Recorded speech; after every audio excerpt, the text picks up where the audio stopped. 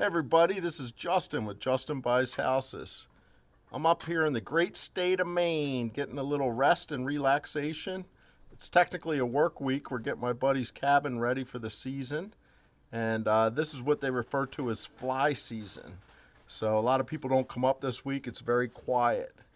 Out on the lake, if you look behind me, technically we refer to this as a pond, but this beautiful 500-acre lake, it's a little quiet today, so when the weather calms down, we might get some fishing in tonight. But it's a work week for us. We're getting a little work on the mindset, getting some stuff done around the property.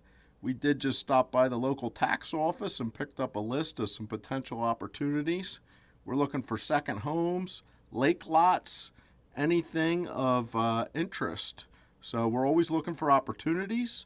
Just wanted to check in and say hello. Hopefully everybody is well. And if you need me, you can visit my website, Justin/Justin Buys Houses, or feel free to message me directly. Have a great day.